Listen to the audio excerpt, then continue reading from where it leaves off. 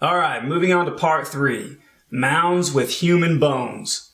So the United States used to be covered with earth mounds of various sizes from both the Hopewell and the Adena civilizations.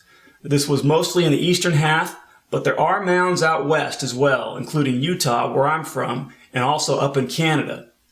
Now, many of the mounds have been leveled to the ground either by excavations or by growing cities and farmlands as the United States spread westward across the continent.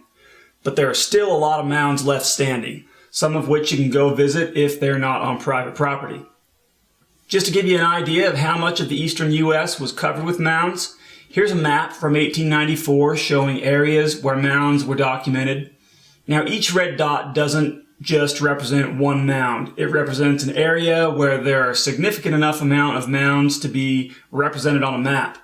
I currently don't know if this map just shows the areas that still had mounds in 1894, or if it also shows the areas where mounds had once been prior to 1894 but had been leveled. And obviously it's not going to show the areas with mounds that hadn't been documented yet by 1894, but nevertheless, that's a whole lot of mounds. And again, there are various sizes of mounds. There's small ones, some are covered in stone like this one is, and then some mounds are just enormous, like this one is. You can see me there walking towards it, and I just keep getting smaller and smaller and smaller and smaller. And when these mounds are excavated, they almost always have skeletons inside of them. Sometimes it's just one or two or a few skeletons. Sometimes it's dozens of skeletons. Sometimes they're laid out in some degree of order. And other times there's just hundreds and even thousands of skeletons of men, women, and children just heaped into a pile and covered with dirt. Those mounds are often called battle mounds.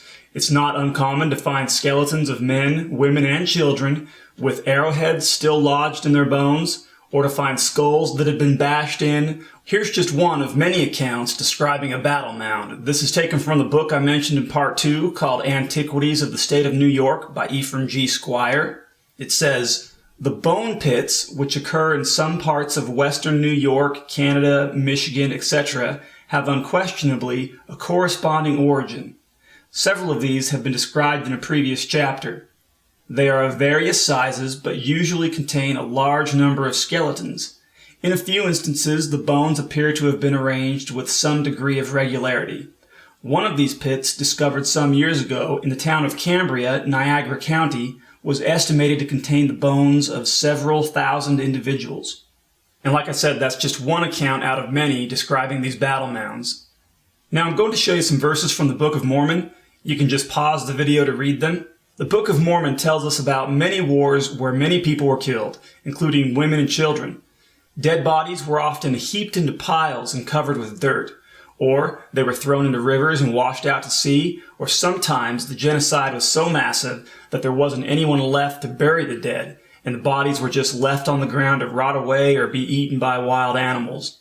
This happened to both the Nephite civilization, who match up with the Hopewell civilization, and the earlier Jaredite civilization, who match up with the Adena civilization. And as I said earlier, Hopewell and Adena mounds filled with human skeletons are all over the eastern half of the United States, and even some out west and up in Canada.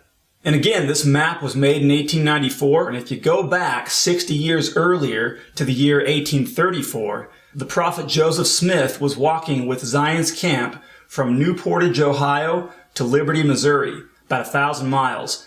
And look at the route they took. They walked right across the middle of Hopewell country.